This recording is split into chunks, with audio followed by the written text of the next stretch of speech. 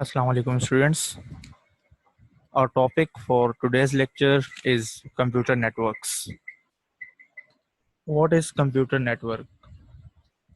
When two or more computers connected together so that they can exchange information, that is termed as computer network. जब दो या दो से ज़्यादा computer एक साथ कनेक्ट कर दिए जाएं और वो आपस में इंफॉर्मेशन एक्सचेंज कर सकें तो ये एक हमारे लिए कंप्यूटर नेटवर्क बन जाता है। ये अब कनेक्शन किस तरह बन सकता है? Connection through data communication links, through copper wires और रेडियो लिंक्स। मुख्तलिफ तरीके हैं कनेक्शंस के। कौन से कंप्यूटर्स यूज़ होते हैं कंप्यूटर नेटवर्क्स में? हमारे पर्सनल कंप्यूटर यूज़ होते हैं, large main frame computers use होते हैं। जो हमारे पास कंप्यूटर नेटवर्क है ये किसी एक रूम में भी बन सकता है, एक बिल्डिंग में भी बन सकता है, एक सिटी में भी बन सकता है, एक कंट्री में भी बन सकते हैं। जहां हम चाहें इसको जितना एक्सपेंड करना चाहें ये कंप्यूटर नेटवर्क उसमें बन सकता है। जो सबसे बेसिक मॉडल है एक नेटवर्क का वो है client server model.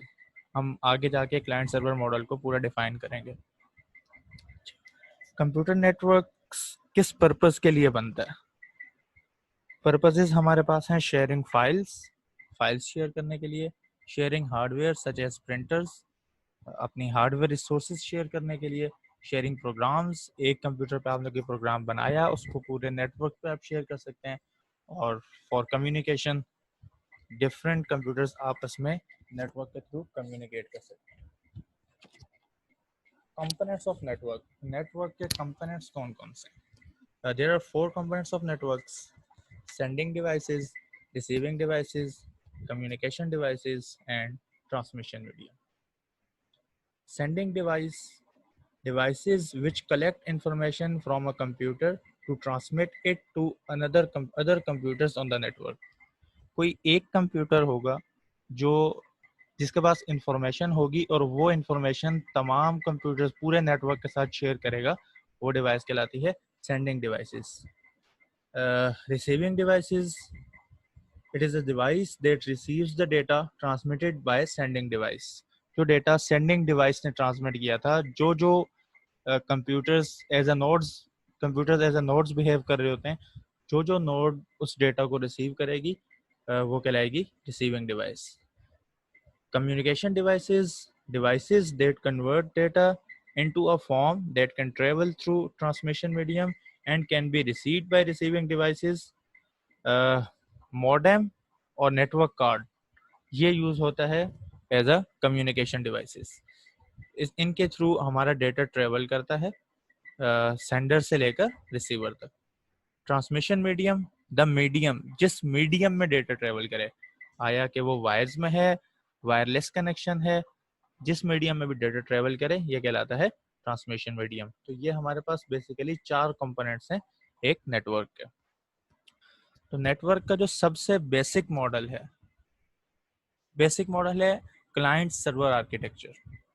Client server architecture में क्या होता है कि हमारे पास हमने एक नेटवर्क बनाया, उस नेटवर्क में कुछ जो कंप्यूटर्स हैं, कंप्यूटर को नोड भी कहा जाता है क्लाइंट सर्वर आर्किटेक्चर में।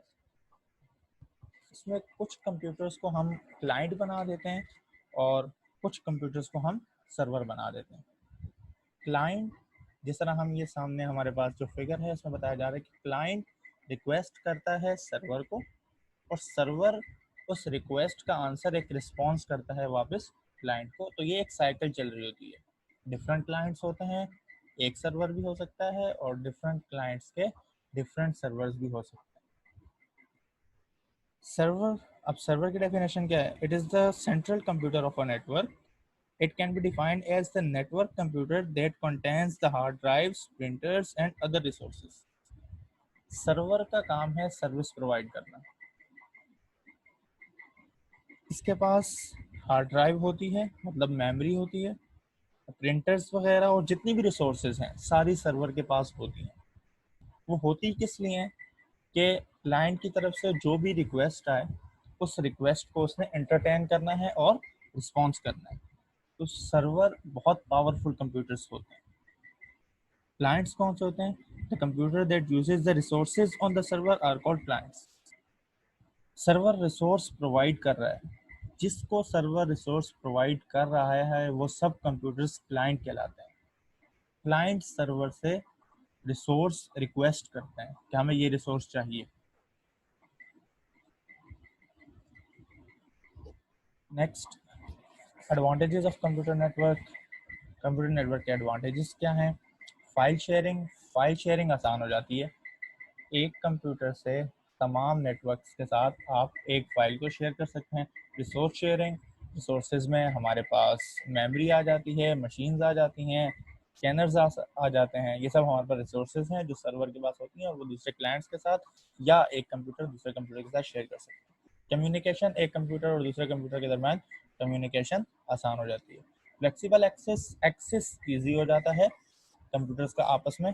किसी भी फाइल को एक्सेस करना हो, वो नेटवर्क के किसी भी कंप्यूटर पर पड़ी हो तो आसानी से एक्सेस कर सकते हैं। इंफॉर्मेशन इजीली हम शेयर कर सकते हैं।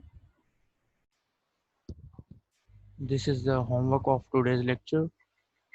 It includes two questions. Question number one, define network and its components. As we studied earlier about network, that two or more computers connected together so that they can exchange their information. It makes a computer network.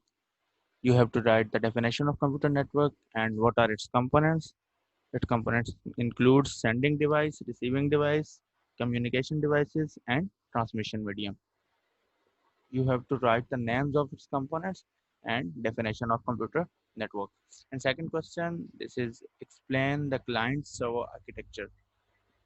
We have briefly discussed the client server architecture. In this question, you have to describe first the client, then server, and then client server architecture, how client and server communicate with each other. This is it from today's lecture. Thank you so much.